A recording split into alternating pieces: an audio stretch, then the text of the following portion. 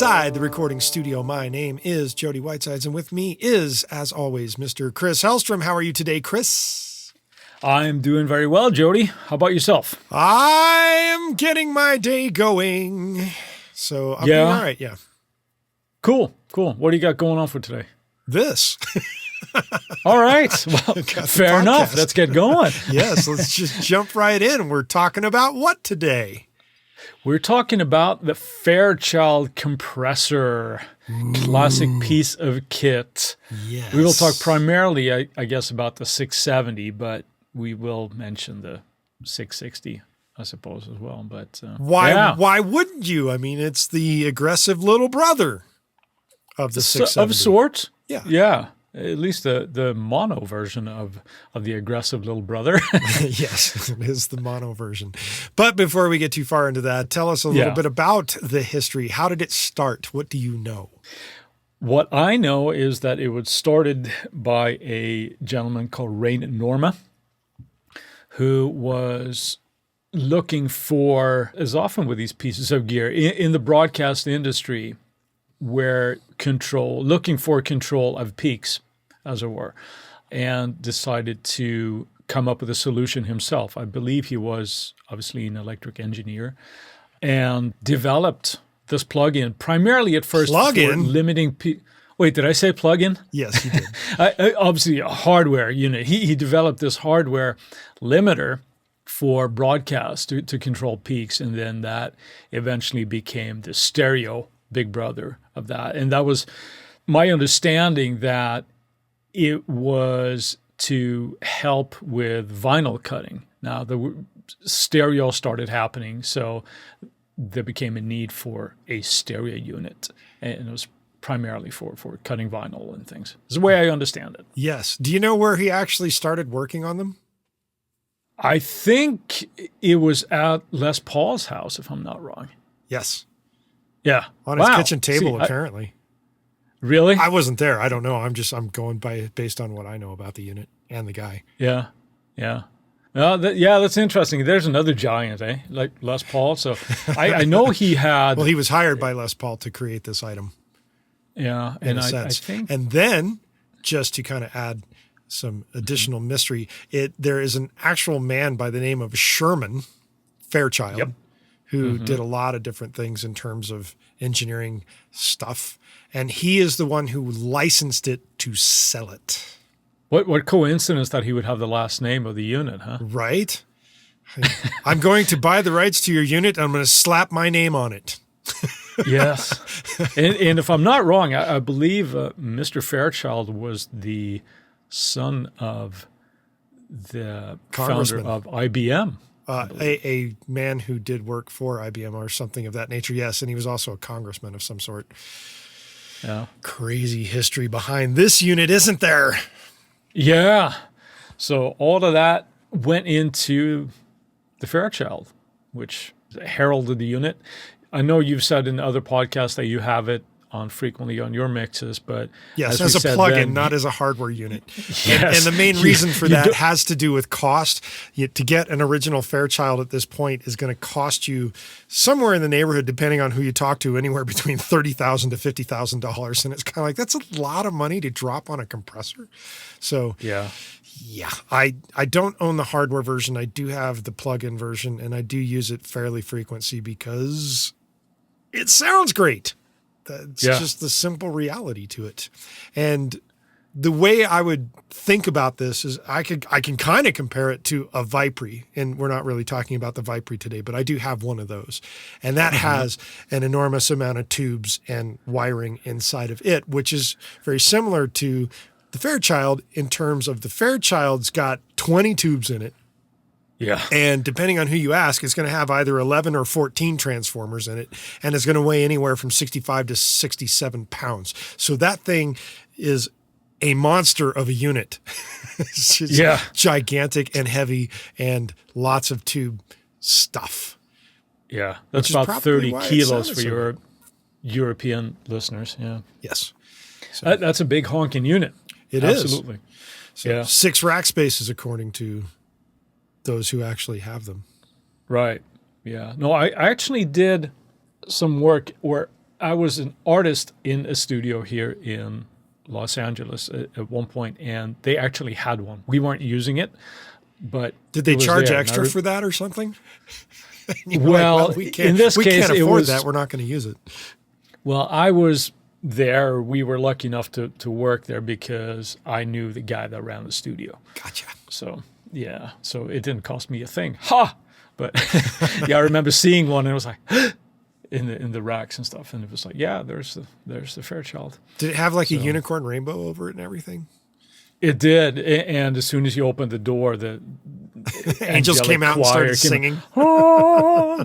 Yeah, fantastic. And a soothing voice said, "Fairchild." Yeah. Sweet. No, I never got to. In all, honesty, joking aside, we didn't use it. I'd never listened to it, but they had one. I'm not even sure if it was working at the time because old pieces of gear, just like we've mentioned with, the old 1176s and things, that they tend to break down, and the amount of tubes that are in that thing to kind of maintain that and having those be up and running there, they do require a fair bit of maintenance. Sure. I understand. Yeah. Probably just one of those keeps Sovtech in business. Quite possibly. Just guessing. Quite possibly. Just guessing. Yeah. So who is like one of the most famous bands that we've heard this used on? Do you know? Well, the band that comes to mind for me is the Beatles, because I know that Abbey Road got one in mid-'60s. I want to say like 64. And from then on, I believe it was, used on pretty much all Beatles recordings. Wow. All the vocals, and I believe they used it on Ringo's drums as well. Became increasingly popular after that, right? Well, so it kind of blew up. Yeah, pretty much everybody's like, oh, if the Beatles did it, I want to do it too. So knowing that, obviously the first company to really be making them would be Fairchild. Yeah. And that company is no longer. So they're not making them anymore. And those original units, as mentioned earlier, can fetch upwards of 50 grand. Yeah. Which is, fair chunk of change if you can muster it up. What are some other companies that actually make these things now? There's a company called Mode Machines. I believe they make one. Undertone Audio. They have a model called the Unfairchild. I think that one I've heard about for sure, and I believe Eric Valentine uses those. Oh, yeah? Yeah. Because that name rings a bell to me, the Unfairchild. Eric Valentine. Yeah, very possible. I mean, he just from what I know about him is that he sounds like a guy that would have one or possibly two of those. Right? Or more. Yeah. Stam Audio, or Stam Audio Engineering, rather, is another company that makes. So there are companies that are making these, and I mean, they're not cheap. Even from these companies, you're looking to part with a fair bit of money to pick one up. My guess, but there are companies that make them. Yeah, and my guess on that as to why it would cost so much has everything to do with the fact that they're probably handmade. It's not the kind of thing that you can just set on some sort of assembly line with robots to just stick everything in there, because you're talking about some complicated wiring setups and everything has to be tested, and you're talking about a lot of tubes, transformers. So that would be why. Yeah. Because it's the same thing with the Vipri. It wasn't cheap when it first came out, and it wasn't as expensive as, say, a Fairchild. But at the same time, the number of people that know how to work these things now in terms of fixing them is dwindling fast. So it gets expensive to fix. Yeah. That's very much sort of like boutique gear, and it isn't cheap, right? And then you got to know how to maintain them and keep them running in pristine order, I suppose. Sure. Which is why we probably would recommend, for those who listen to us, unless you've got a gigantic bank account, you should just go and grab a software version. It's so much easier on the bank account, and you can use multiples of them. Yes. Yeah. So who makes you're a UA guy, right? So obviously the makes UA one thing, and as mentioned, I do use it a fair amount. So yes, I use the Fairchild a fair amount. And then there's Waves, they make one. There's IK Multimedia, they make the vintage tube compressor, which is meant to be a representation of that. And your favorite company, which is Slate, has a sort of Fairchild representation, but it's not exactly a recreation of it. And then we've got like Nomad Factory with their LM amplifier. And I'm sure there are other software versions, but unfortunately, I'm not omnipotent. I think with a bunch of these sort of classic pieces of gear, obviously people want to have their own version of that. Yep. So, in the software world, and then it becomes the whole argument with which one is the most accurate and which one does it actually sound like one. And, you can go down that rabbit hole somewhat. And I'm always of the under the opinion, or I have the opinion that when you start comparing those units, that which one sounds the most like, in this case, the Fairchild, the point almost becomes moot to me, because I think if you're getting good results from it, that's really all that matters. Yes. Because all of these old units, they are going to sound different. And, you mentioned here, which we were talking before we started recording here, that people talk about, oh, this is the best one, and the one at Ocean Way, supposedly, right? But even that, Jack Joseph Puig has one, and I know that's the one. Well, that's the Waves one. The Waves one. Yeah. Yeah. So, does it sound the most? Well, does it really matter? Have you even heard of Fairchild? So in person, just get the plug in and use it. Yes. Most of them will have very, very similar characteristics. So that is true. And the other, so to just kind of cap off on all of this history, that now that we're at a point where Fairchild's no longer made, people make replications of them, and then there's software instrument versions of these, or not software instrument versions, but actual software recreations of some units that people think are like the Golden Master types. The real thing about the Fairchild is it's kind of part of the triumvirate of like the big three triple crown of compressor limiters that people desire to own. And generally speaking, for the most part, that comes out as the 1176, the LA2A, and ta-da, the Fairchild. Yeah, I'd agree with that. So that's, in there, as we've talked about in the past, we've talked about both the 1176 and the LA2A. Yes. How they're both compressors, but they work very differently. So it's a different tool, again, for what you need to do. And I think the Fairchild is another facet of that. Yes. Right? Where you're not going to have the same results as an 1176, probably a little closer to maybe an LA2A, but yet another different flavor, I suppose, of compression. Well, one of the things that I would kind of state is that you could get away with using any one of these three as your main compressor limiter unit, and you should be able to do a very high quality mix. If you're having problems with doing that with any one of them, I'm sorry. But to have all three obviously gives you the flavorful choice of what you might want to use on a particular song, because they do have their own little unique qualities in terms of what they do. But any mixing engineer worth his salt should be able to use any one of those three and be able to get a really amazing product out of it. And it goes back to knowing your gear. Yeah, and I would take that probably even one step further. And I know we've mentioned this in the past, where you should be able to get a really good result with just the stock compressor that comes with your DAW. But we're not talking about stock today. No, we're not. But I just want to make the point that I don't think people should have the thought or be of the opinion that you need to have these just to be able to put out a good thing. But they are excellent tools to have in your chest once you kind of appreciate the differences between them. Right, then it's a little bit like cooking with salt and pepper. Yeah, you should be able to do that first before you start worrying about cumin. So, nice cooking reference there. And with that, let's take it into the kitchen for a quick break from a word from our sponsors. And we're back. We're going to dive into the controls and how this unit actually works. So the question is, Chris, kick us off with what we're looking at. Well, if we go sort of signal flow left to right here, we have, as with other compressors, we have an input gain. Yep. we have, obviously that sets the input gain, as it were, how hot you're feeding the compressor. We then have a threshold that determines obviously the location of the knee when compression starts taking place. Yes. And I'm going to skip one here before we come back to it. But then we have sort of like the makeup gain or the output gain, as it's called on the Fairchild.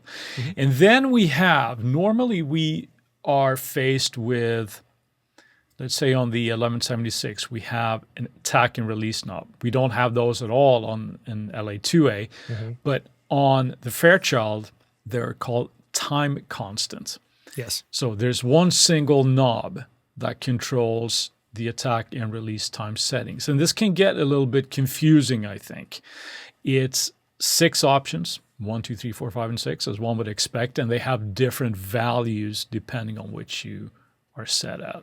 Okay. So that will control, Do you want to expand on those a little bit for us here before the time constants?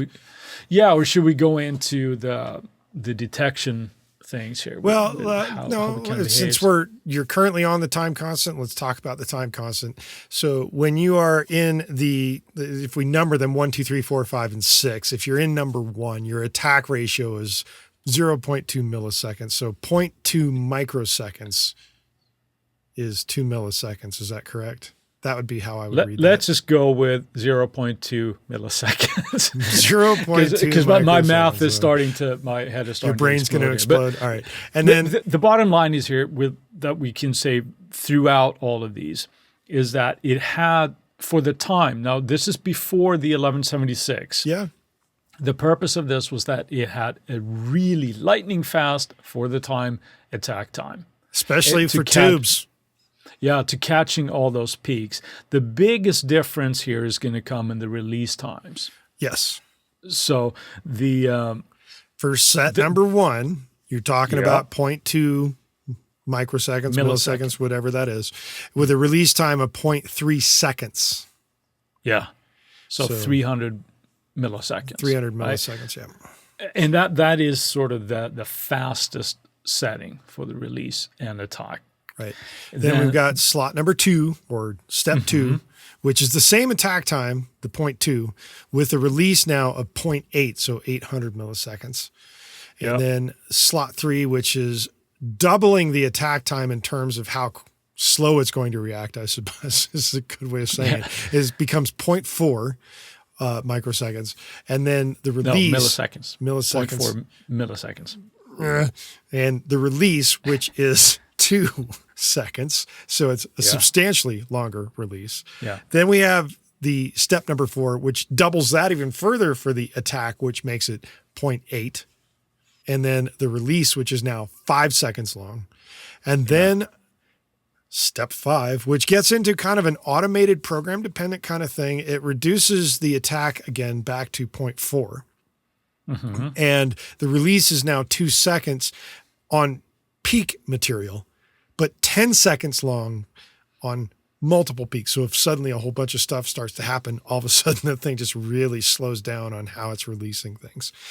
And then on step 6 is also another program dependent type of setting where it gets back to the 0.2 on the attack and the release becomes the 0.3, 300 milliseconds on the peaks, but retains that 10-second type of thing on the multiple hits that happen quickly.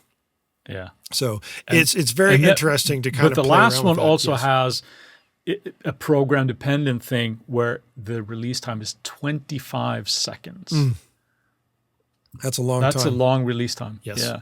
So now what they were talking about initially when they made these units, they were talking about 1 and 2. Now they're painted with broad strokes here, of course, but it is food for thought because I think it paints a pretty good picture where step 1 or time constant 1 and 2 were sort of ideal for pop music and things of that nature, where 3 and 4 with the longer release times were a little bit better suited for classical music, that type of thing. You would get less of an effect, I suppose, sure, with a longer release.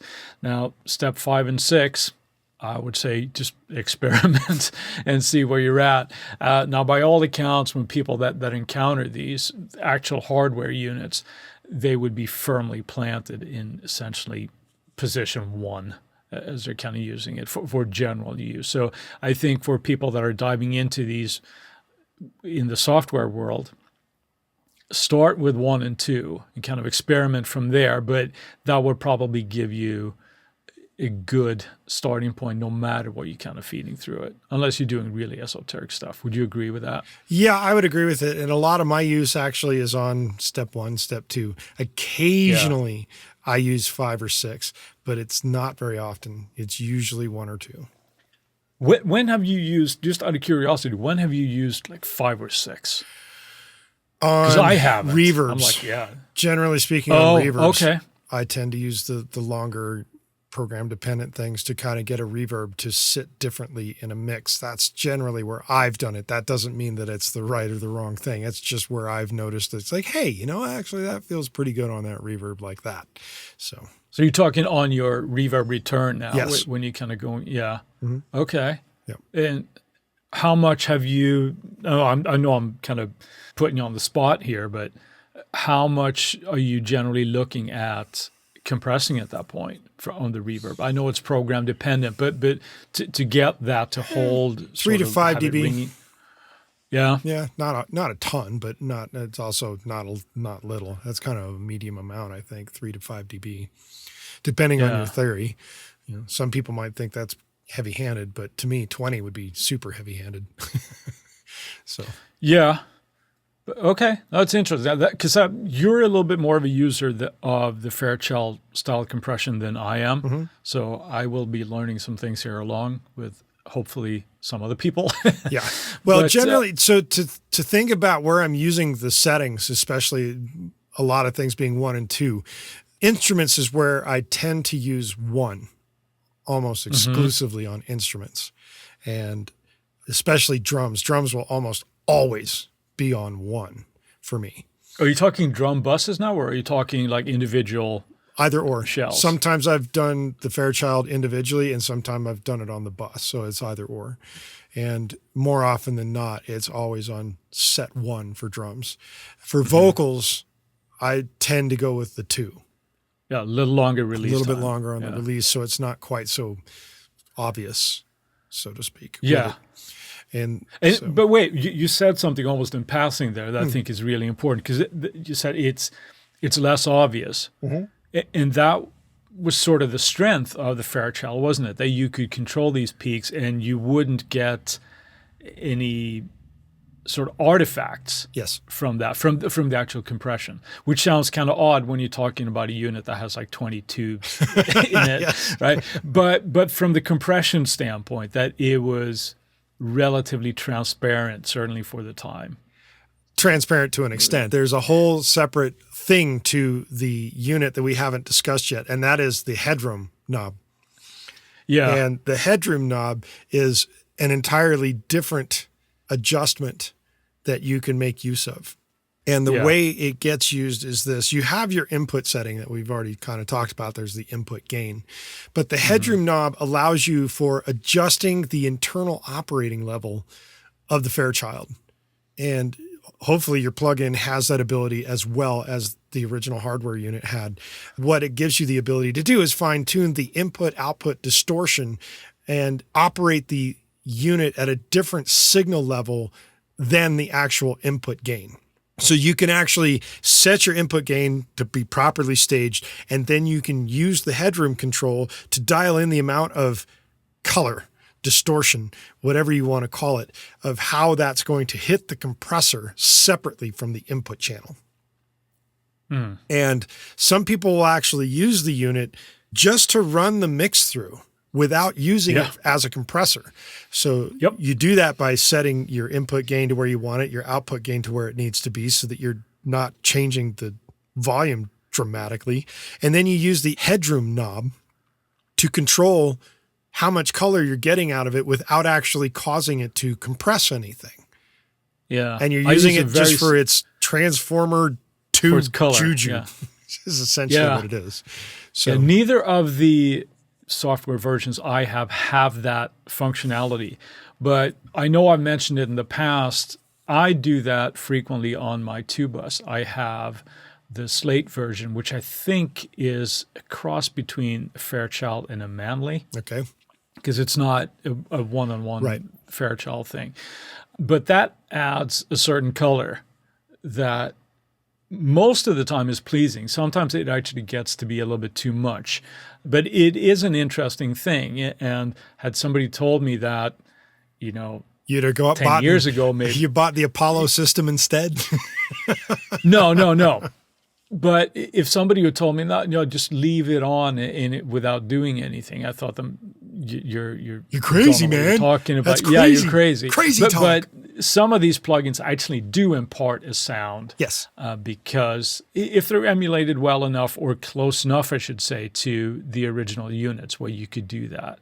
I know that's something that you've done with the Manleys and things as well. Yeah, right? I use on my mastering setup, I do use the Manley Variable MU, not to do any compression, but just to run the signal through it for the esoteric juju that it throws down on the signal. So yes, it's interesting. I've generally thought of it just as a mastering concept. I've never really thought about it using it as a two bus thing. But today my mind is expanded and I'm going to try it on a future mix. There you So go. then run it through a Fairchild for the mix and then run it through a Manley for the master just to see what kind of juju happens there. So That might be too much juju. might be overdone on the juju. Anyway, so the headroom knob, getting back to that, is just the ability to fine tune the internal operating level. And apparently the UA plugin does that. I'm not sure. You say the Slate doesn't do that. I don't know if the Waves version does it because I don't technically own that. So I don't know. The Waves version does not have that functionality, no. So it sounds like UA is kind of right in saying that theirs is the most accurate representation of it then. Well, that's what the slogan says, right? So Yes, sir. Yes, sir. Yes, Yeah. sir. Anyway, there's additional. that is- Okay, go ahead. no, but I think I was unaware of that functionality up until very recently. And I think it's an interesting concept because it's almost in a hardware form of not necessarily a mix knob, as in parallel compression, but it is a color knob Yes. of sorts, So I know that for me, when I mentioned the Slate Varimu bus compressor there that I frequently use, you can use that to, in a similar sense, use the mix knob to add more or less of that vibe that it's kind of imparting. So it's an interesting thing. I mean, we're talking details here, but we're pretty big on details, you and I sometimes. So Yeah. And there's another detail knob in the Fairchild that appears in the UA version of the plugin that does appear on the hardware unit as well. But I'm guessing it probably doesn't really appear on any of the other plugin representations. That's the bias knob. And the bias knob is essentially what you get when you're working with a lot of tube things. You have to control the bias. And with the way it's normally set, you just leave it alone. Don't touch the darn thing because you can really, really alter the characteristics of how tubes will react to certain things by using the bias knob. And as much as I like to be super knowledgeable about it and super esoteric about certain settings, that's one knob I don't touch. And the main reason has to do with having worked with my own Vipre, having to set the biasing, having replaced some tubes in the darn thing. I refuse to deal with the knob. Once the bias is set and correct, don't touch it again. So that's why I don't touch it. Right. But there are another set of settings that happen with the 670, the stereo version. And those settings have to do with linking the left and right channels together so that they operate in conjunction with each other, or they can operate mono-mono. Dual mono. And they have what is known as the lateral and vertical adjustments.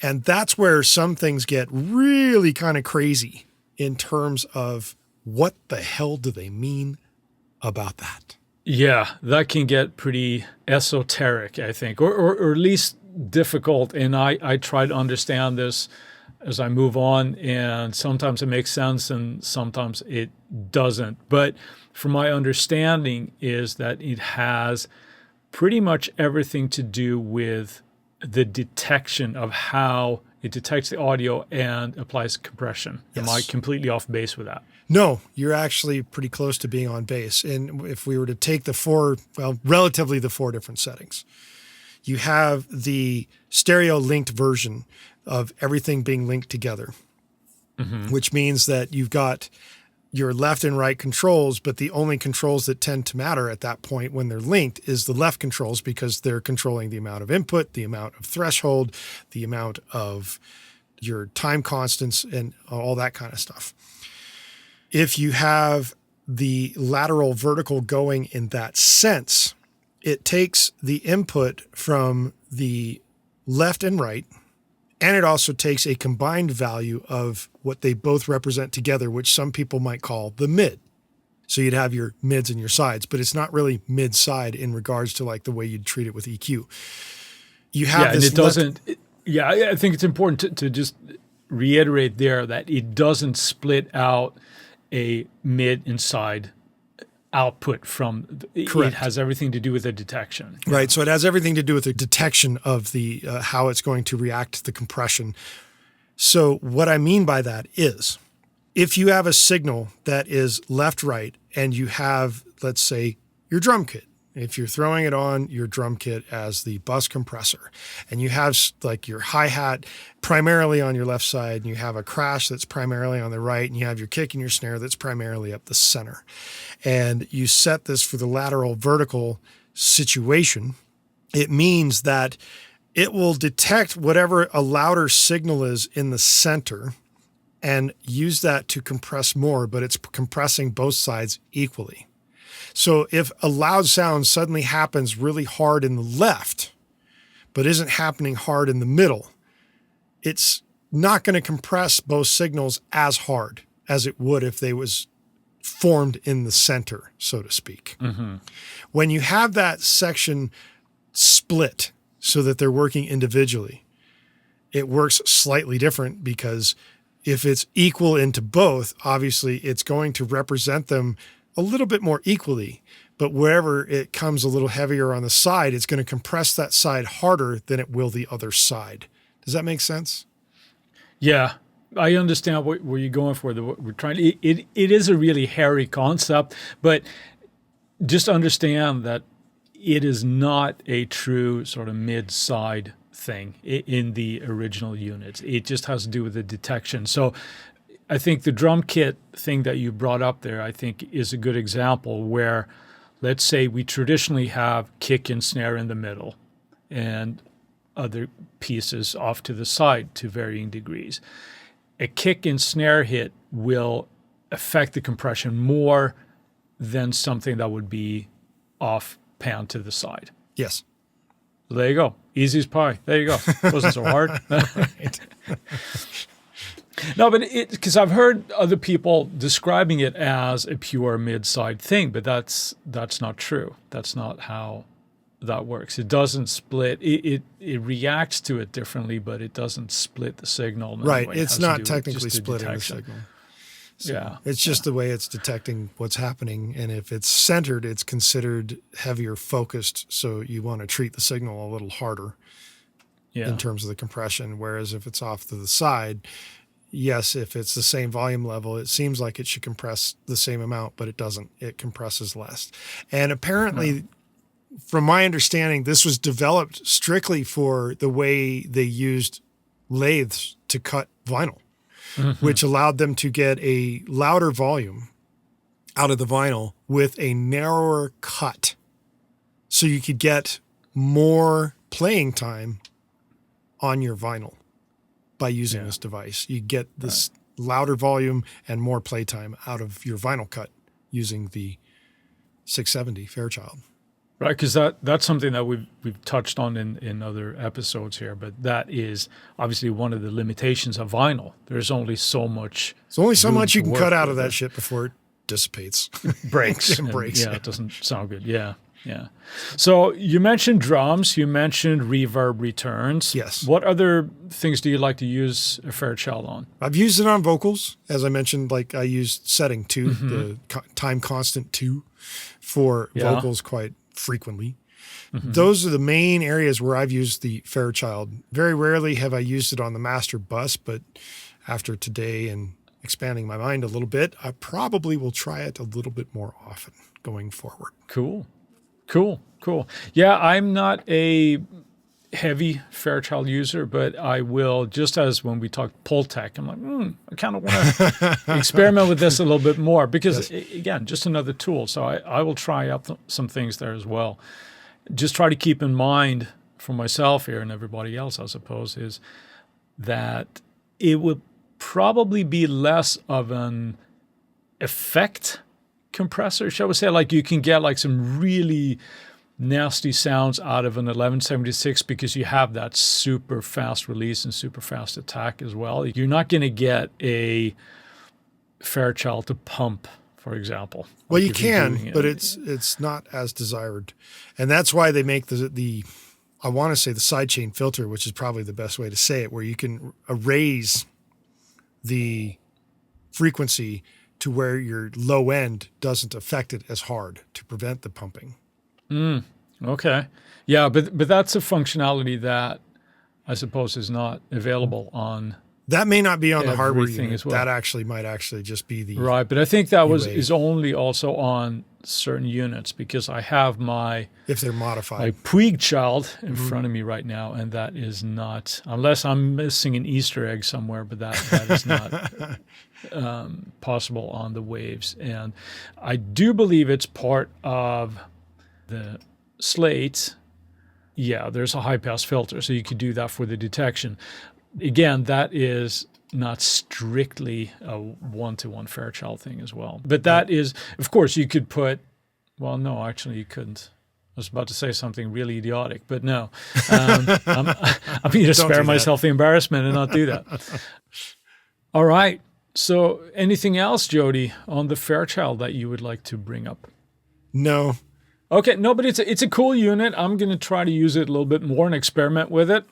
I do like to use the Slate one, as I mentioned, again and again on my 2 bus for that color, not as the compressor. And it sounds like you might try the same thing with this, but I might explore some vocal things with it as well. And maybe that reverb return thing, that sounds pretty interesting too. It's good for that. I'll try that. And with that, let's wrap things up. We're going to bump on over into Friday Finds. And as always, we kick it off with Chris. Chris, what did you find this week? Well, we unfortunately lost a giant this week. Did. Al Schmidt passed away at the age of 91. And what a career. But that's not that's an my understatement right there. Yeah. But because of that, Mixing with the Masters have I don't want to use the word promo because that sounds kind of hard and callous, but they have a thing this week where Al Schmidt's workshops that he had done on there are free for everybody until the end of the week. Well, you better get on top of it because you only have like a day and a half to go. Yep. So get on that, check it out. There should be a wealth of knowledge in those. So that is my Friday find for this week. What about you, Jody? What did you discover for us? My Friday find is not related to Al Schmidt. However, I had the fortune of meeting the man and having a short conversation with him, which is where I get the story about Steve Lukather, because he was also at the same event, and that's where I heard the story. But yeah, it's kind of, it was disturbing news to wake up and see that headline of Al Schmidt pass away. Anyway. Yeah.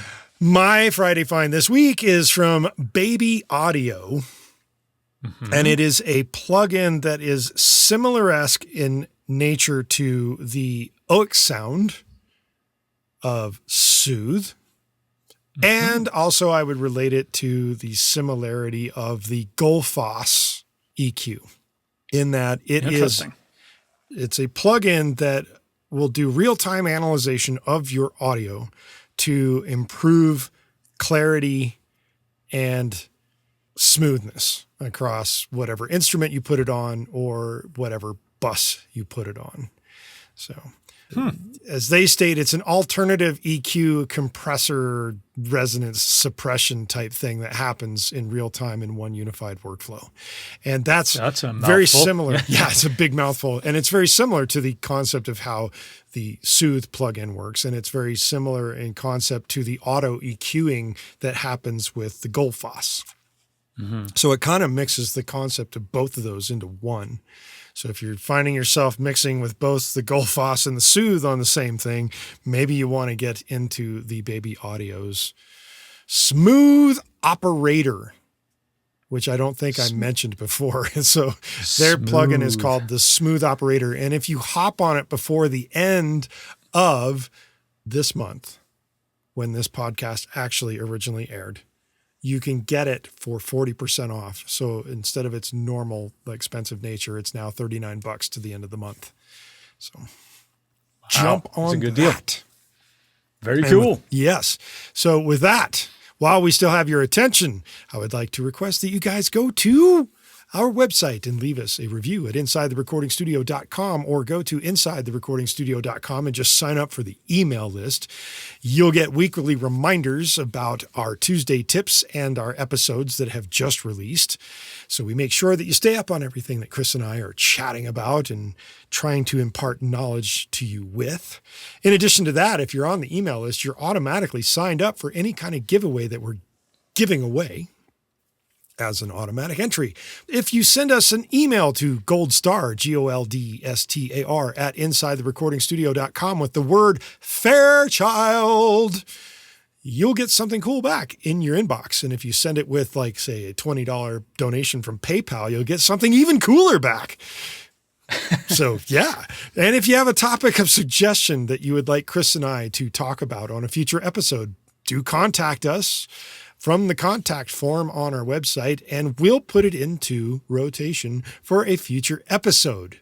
And with that, I will say see you next week, Chris, and everyone else. See you, Jody. Have a good day, buddy.